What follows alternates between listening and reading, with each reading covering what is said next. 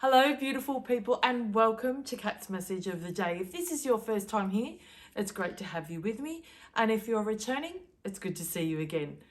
So before I get into the message, what you'll receive in this video is you'll get my channeled message, plus a page from the Angel Guidance book, and also a card from the Healing Love deck.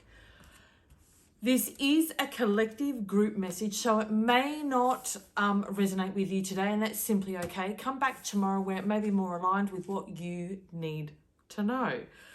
So let's get into the message. It's an interesting one, and I hope that the language that I use in this is really clear and really does get across the message of what I'm wanting to share with you today. Okay. What social programming defines your habitual social practices? There are so many social practices that many of us have taken on board, right?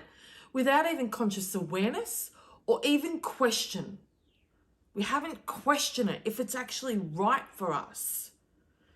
How many things you do a certain way because of social expectations, meaning, oh, you should do this, you should do that, because that's actually socially acceptable. And I'm going to delve a little bit deeper into this. I really want to go through the life social programming. And it's almost like the norm, right? And it is a social expectation. We're born. Then once you're born, the expectation is you grow up, you go to kinder, you go to school, you go to high school. And for many parents, their social programming, they believe in education and you should go to uni. I'm not saying that no parents, but there's that expectation that you should go to uni. And I hope that that makes sense. You meet a boy, you meet a girl, whatever your preference is, there is no judgment here.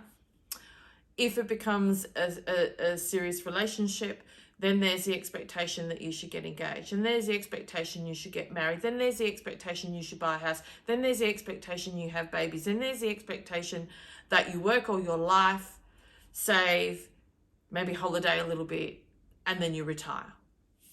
That's one of our social programming, that there is a set expectation of us from the time we are born.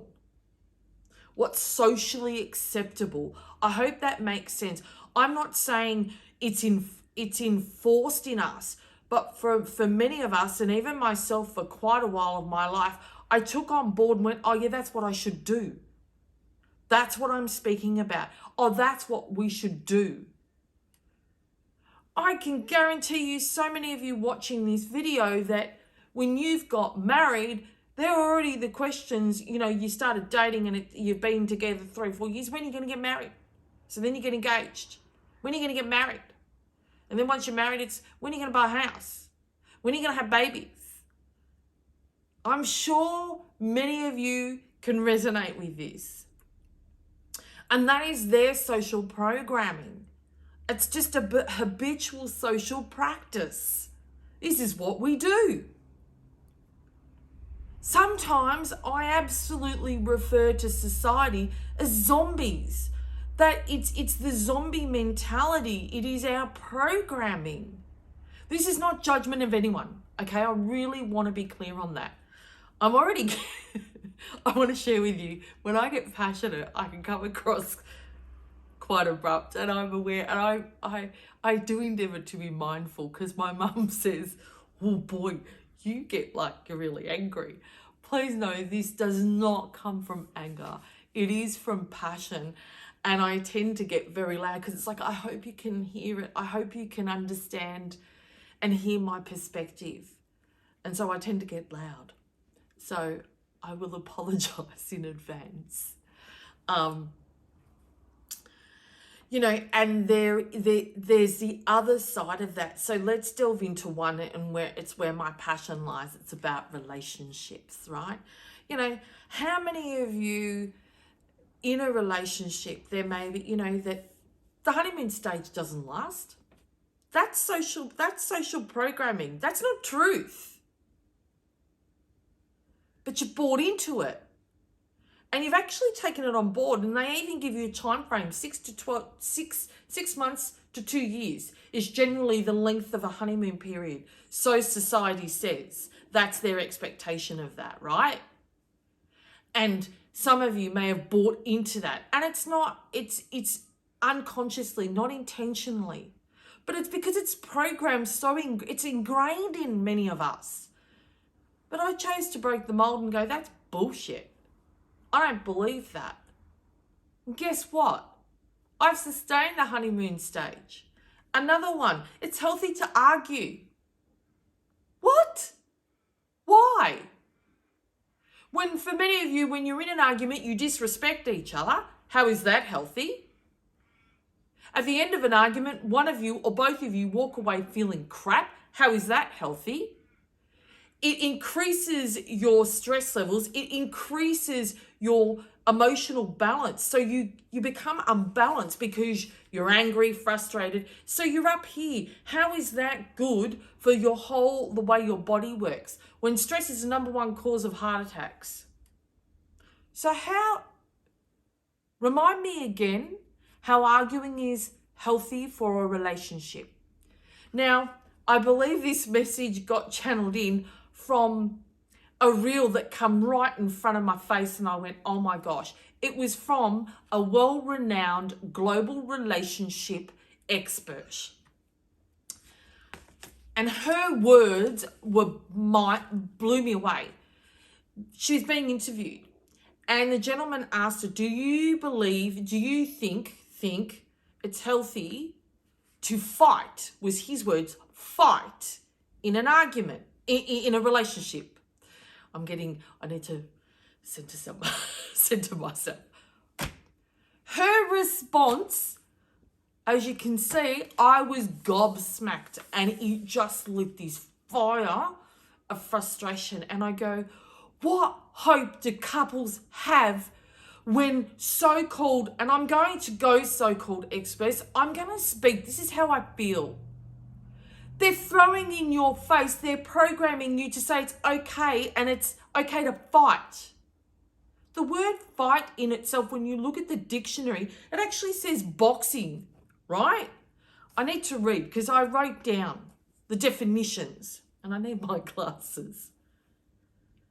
Fight, quarrel or argue, right? And there was a definition about boxers, but it's a heated argument over a trivial issue between people on good terms.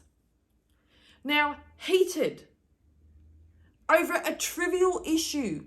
What the hell? Why? And then I looked up the definition of argue. Exchange or express diverging or opposite views, typically in a heated or angry way. So angry. We know, and I know from experiences, I'm sure as you do, when you're heated, you're up here, so you're emotionally unbalanced, where therefore you lose the ability to logically think. Therefore, shit comes out of your mouth that you regret. You say things that you wish you hadn't said. So again, how is arguing healthy? I am going to keep throwing things. This expert, do you know what her word was? Obligatory. I can't even pronounce it. I heard it's obligation, right? But I wanted to look that up and get the definition for it. And you know what the definition is? And it so aligns with what I talked about, social expectations and social programming. So customary or fashionable as to be expected of everyone. Yeah, absolutely. So she uses the word think a lot in what she says in that little reel that I got. I said, you think. Essie, you don't know. You don't feel it. You think it. Have you just followed what the social programming is and just taken that on board and gone, oh yeah, and she spoke about, it's about the, what was the word it was about the healing, not the healing. Anyway, I've forgotten, but the essence of her message was saying it's actually healthy, it's good to do because of how you come back together. I said, so how is that effective communication? And that's really, that still, as you can maybe feel, I'm really bothered by that. And I'm bothered by that from the sense of sadness, because I'm going, what hope have couples got if that's what they're exposed to? And this is what so-called experts in the field of relationships are sharing with them. And that saddens me. And I actually am feeling emotion, because I go, what hope have people got? All of what I'm sharing is because you don't know what you don't know. And if you're on the search for information, what information's out there currently? It's saying it's okay for you to argue. It's healthy. It's okay. Don't worry. The honeymoon stage isn't sustainable. It's just because you're in a euphoric state. What the? Why can you not sustain the euphoric state? When you uphold 100% respect, absolutely you can. And this is all relevant to the programming. I'm just delving into one section, relationships, because I'm so passionate about it, right? And they're the two things that come up constantly. And then if you're parents, the number one is children come first. And when I say this, so many people don't agree. And I absolutely respect that that's your perspective. Absolutely. Or I'm going to say your programming. But for those of you who've put your children first, what's your relationship like? What's the state of your relationship? Go back to before you had children. What was your relationship like then? There may be some of you where your relationship was never good to start with. Right? Doesn't matter what tools you get. The foundations were cracked when you got together. You didn't build your relationship on a solid foundation.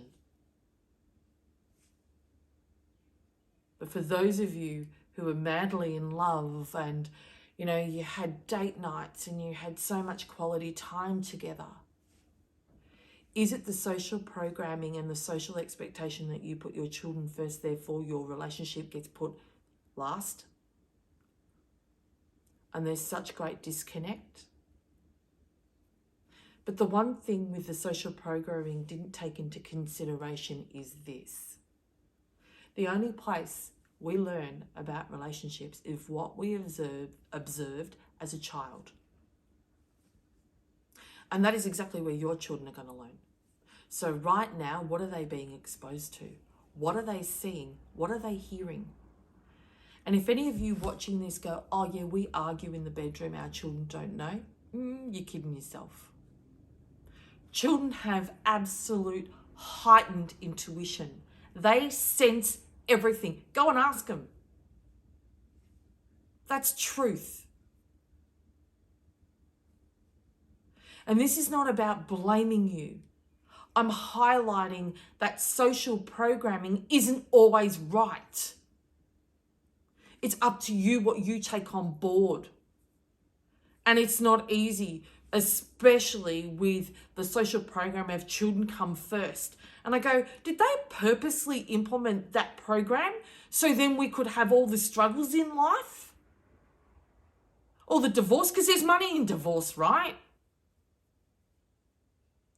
There's money in dis-ease, in disharmony, means counsellors, people like me. I would rather not.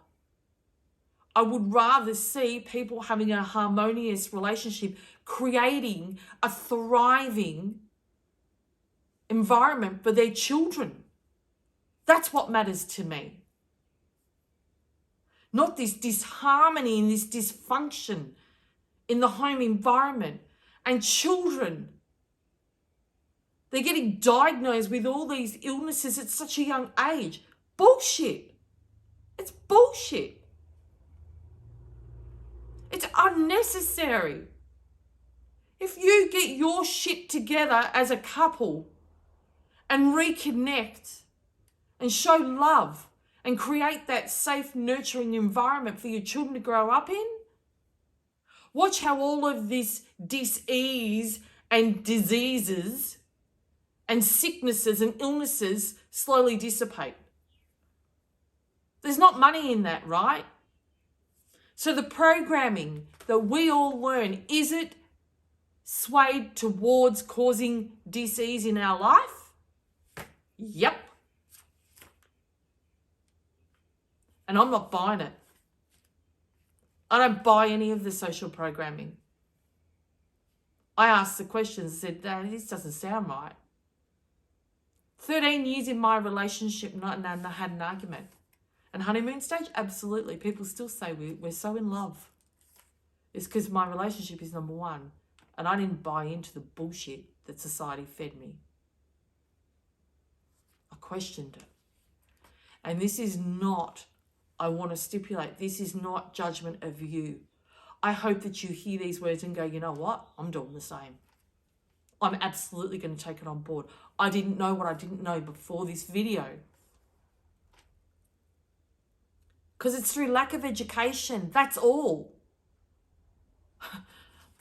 As I shared with you this morning, what I saw from an expert, a relationship expert's mouth, I just went, oh my goodness. So you cannot have self-blame. Because there are people teaching you and just reinforcing that social programming. They're throwing it back down your yeah, that's right, that's how it's meant to be. No. If you have crossed this video today, you were meant to hear this. You're ready and you're open to really look at the way you live your life. And you're really ready to start to question what's going on. Things are not right. Got sidetracked, of course. Do you question why you do what you do? I want to know, what are the social programming has become habitual practices for you without questioning and maybe without conscious awareness? Does it actually align with your personal beliefs, morals, and values? Don't buy into society's expectations of you. Live life on your terms, not the outdated programming. Question everything, guys. Question it. Raise your awareness and go, this just doesn't feel right. That's all I'm asking. Society programming is something that I've spoken about for a lot of years. And I've said people just need to be woken up to it. And it's not easy because there's not a lot of people out there that are highlighting. There's so many experts reiterating and reinforcing that programming and just keep saying, yeah, that's right. I'm going against the grain here and I'm going, it's bullshit. It's not right. Who says you have to have a house to have a baby? Who says you have to be married to have a baby? Religion. It's not a criticism. I'm just raising awareness. Live by what your morals and values say for you. That's what I'm saying. Stop following society's programming, their expectations of you. You know that even if you follow the expectations, people are still going to judge. I'm sure you've experienced it. It doesn't matter whether you go left or right. Someone's got something to say about it. So lose the care factor. I always say I'm a unique being. I'm proud of that.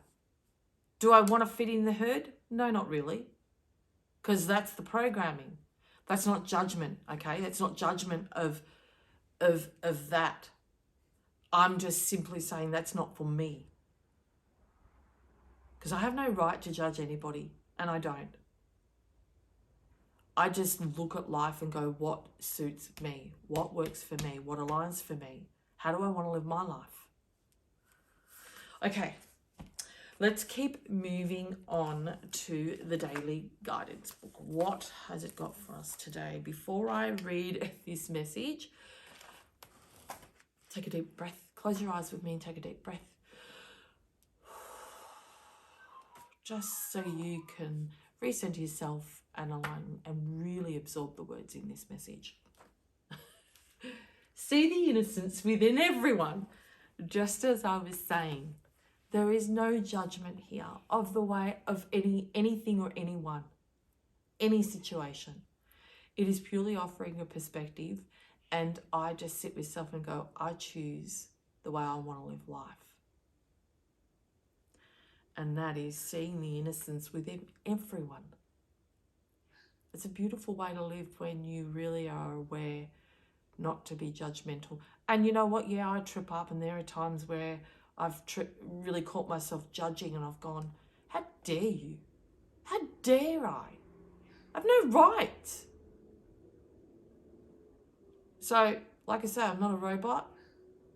However, I do endeavour to live my life in alignment with integrity and really be consciously aware of what spews out of this. So, inside of everyone is an innocent child of God, divine, who's doing the best that he or she can.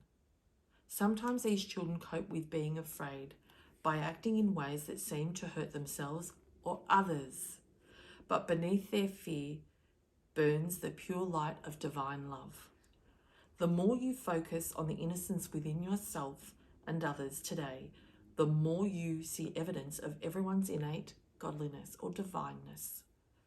Your purpose here on earth is to remember and teach love, and you can begin by noticing it. The phrase thoughtless behaviour actually means actions that are rooted in fear instead of caring. Seeing the innocence within those people who seem to exhibit lack of concern brings healing energy. Your love can break the cycle of fear-based actions. Witness and feel the wide-eyed child within everyone, especially yourself. The innocence is precious. It is divine. Thought for today. I am divine, sweet child now and always. I am willing to forgive both myself and others for past actions, since I am able to see the innocence inside me and everyone. It actually just triggered the way that I began to really lose judgment of others was to absolutely go back, and I always ask myself, what have they gone through in life that really has molded them to whom they are today? What hurt do they carry? What trauma have they been through? What pain still exists? And so I always endeavour to really share love and come from a place of love. And that's where I do. There are times, my ego self comes in and places judgment. However, with the people that I see, there is never judgment. People that I meet, there is not judgment. Maybe this is a beautiful tool to assist you, that if anyone isn't being kind to you, before you react to them, take a moment and say, why are they being that way? What have they endured in life that's made them so bitter, so angry, so hurt? And it really does enable you not to take it so personally. It's their pain that they're reflecting onto you.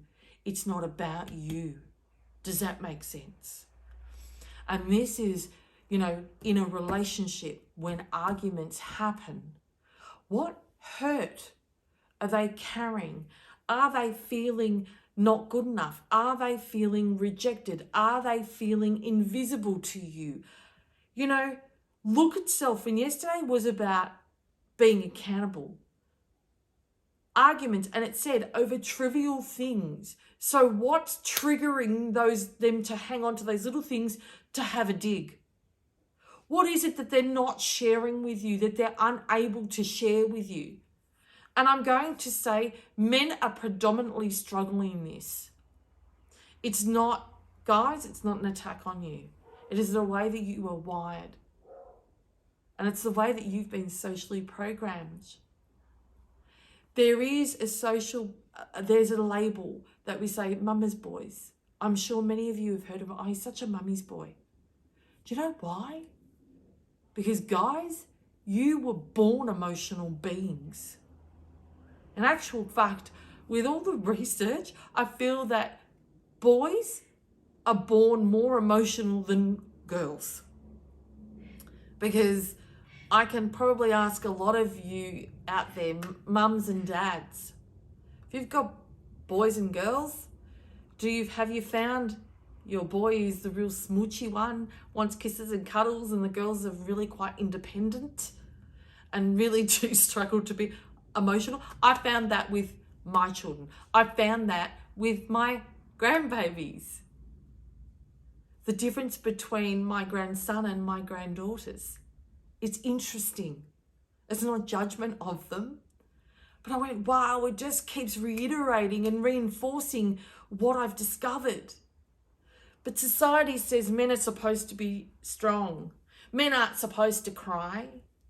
Stop being a sook. So has social programming taken that away from men? And yet us women often set an expectation that they should be more emotionally connected with us. What if I said they don't know how? Because society said they weren't allowed to. That's society programming. I'm just throwing some food for thought. I'm not saying it's factual. Okay? It's perspective. Men struggle to emotionally connect. It's the way that they're wired. We could say it's the way that they're programmed. For women, it's okay to cry. It's okay to be an emotional being. It's socially accepted, right?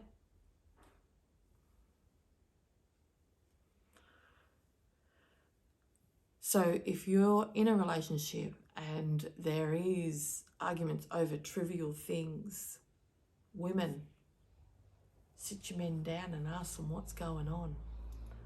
And don't allow them to just say they're fine. Sit with them. Or maybe they need to see someone that can really show them how to be in touch and really be able to articulate their emotions and be able to speak them with you. Because they need to relearn how to be emotional beings again. Because society has said that's not okay. So that's really what comes from here. So what cards? One jumped out. Okay. Relationship. Yes. This whole programming, this whole social programming message is clearly predominantly focused on relationships. The programming all around relationships. Society's programming. And yeah, it's finally me to speak my truth today and say it how it is without putting a bit of fluff on it in fear that people may not like what I've got to say. I am sick to death of the bullshit society programming when it comes to relationships.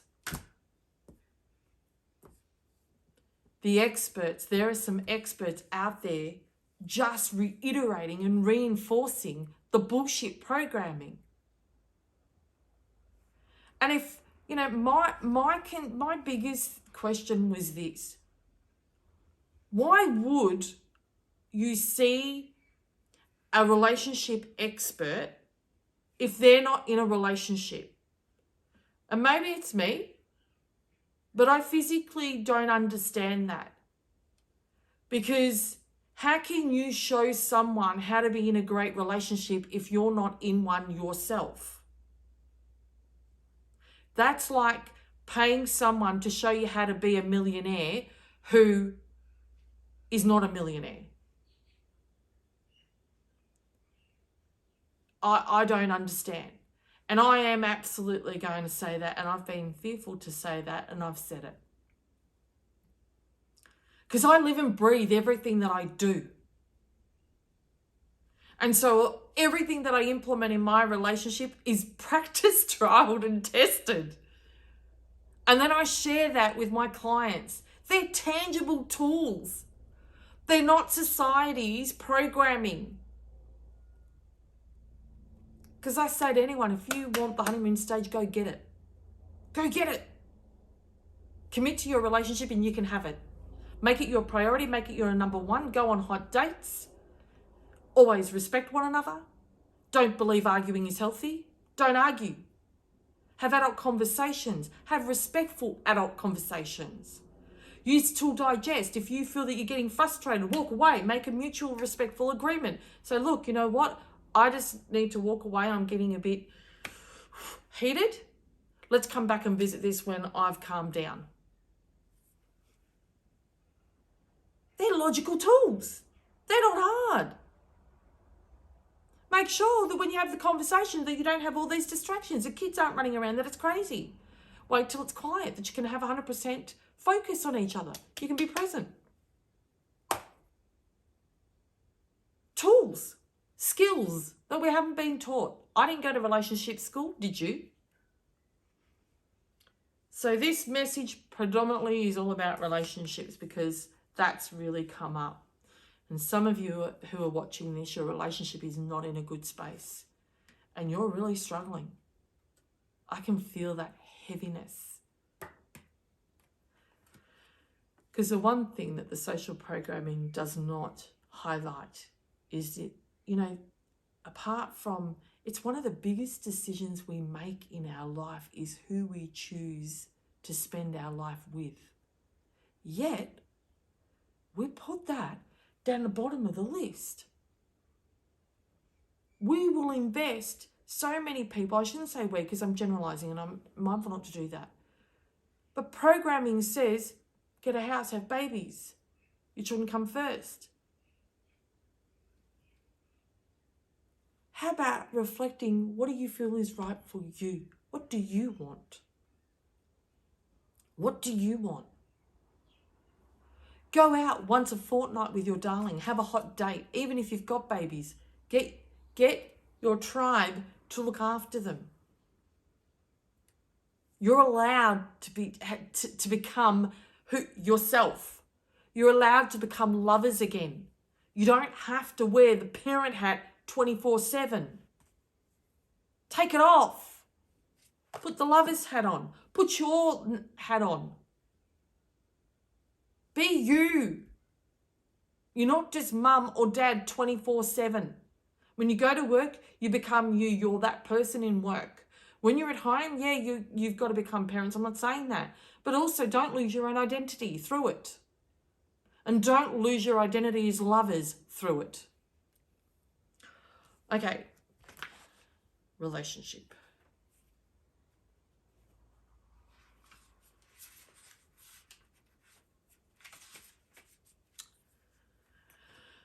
If you are struggling to find a loving and meaningful relationship, it may be worth checking in the relationship you have with yourself. For all of our relationships with others mirror the relationship we have with ourselves. If you feel that something is lacking in your relationship with another, you will often find the thing is lacking within you. When you find love and meaning within yourself, you will see love and meaning within others. All transforms when we transform. There's something that I share with my clients. I say to them, it's not the relationship that is the concern, it's the two individuals in it. Just as I said, what's going on with you that is coming to the surface and you're really mirroring that onto your partner. Often when we're miserable within ourselves, we act that way and it flows out into our relationship. It's time to look within what's going on within you. Go and do some work on self and watch how your relationship will shift. Oh, inner child, hello. Yes, yes, yes, yes, yes. Oh my gosh. Love, love, love, love, love. And again, I am going to say it, there are some of you in a relationship that it's not in a good place, but there is some of your younger self's trauma pain coming to the surface, which is really impacting your emotional balance. And unfortunately, a lot of it is flowing out into your relationship and you're taking it out on your partner. Stop it. Really go inward and find out what is going on with your inner child. What in your younger self have you not healed and worked through? Find it and work through it, release it, and watch how your relationship will shift. Okay, inner child. Where is it? Here we go. All right, close your eyes for this one. Take a deep breath with me.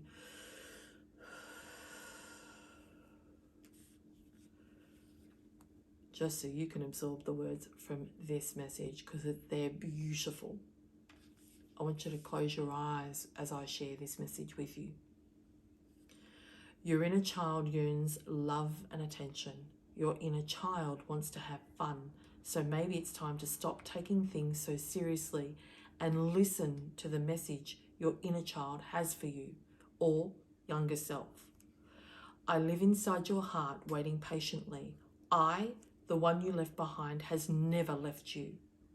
For through all your travels, your days and nights, I have been with you. Look back through the midst of time and clouds of emotion and you will see me.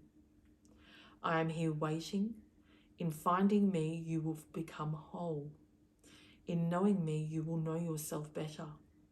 Also, for we are one. I am the pure essence of you before the world took hold and reshaped you, reprogrammed you. I am the essence of your soul self, the guardian of your true self. Let us travel the rest of our path together. The whole world awaits us. A whole universe surrounds us with love. All of time resides within us. All of time unfolds before us. Let us shed light on darkness. Let us jump for joy. Let us be all that we are through life's unfolding dreams. Let love conquer all. Oh my gosh.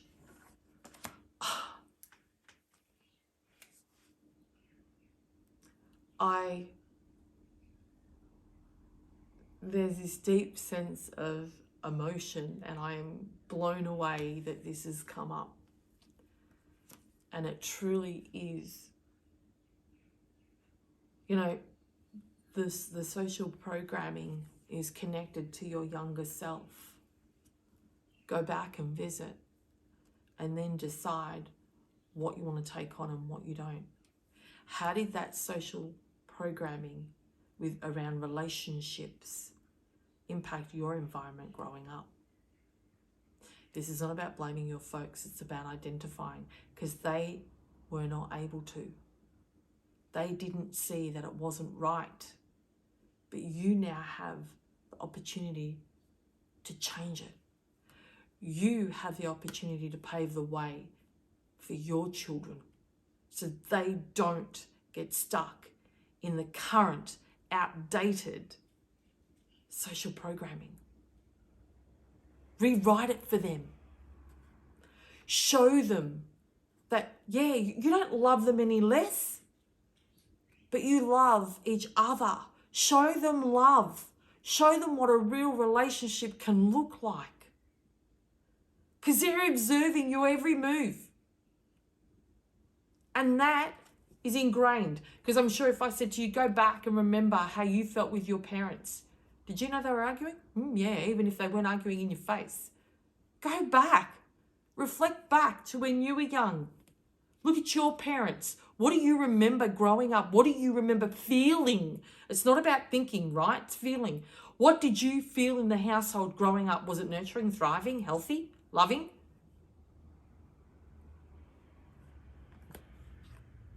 Because you're creating your child's blueprint, social programming. You have the opportunity to change it. And you can change it from today moving forward. Whew. That was a big message. I hope that you just gain something little, that I didn't say anything or something that shut you off so you weren't open to hearing it. Because none of what I shared in today's message is about you. It's not a personal attack. It is purely perspective. I'm just planting some seeds, offering food for thought. That's it. Because I absolutely respect that many of you watching this today will have not heard of this before, not had the opportunity to hear it from that perspective before. So this is not judgment about you. This is me purely saying you don't know what you don't know. I'm offering you a little bit of different knowledge, and it's up to you whether you take it, throw it out, don't believe it, whatever it is. I respect your decision because it is your life. I want to thank you for spending your time with me, as I absolutely respect your time is valuable.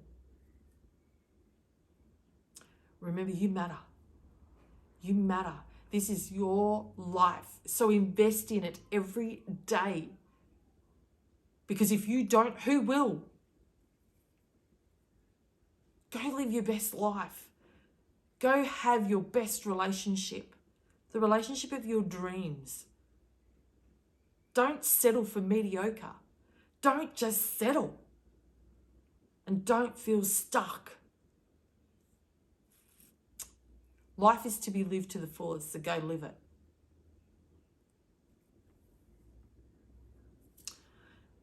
Thank you. So for today, have an awesome day and take care.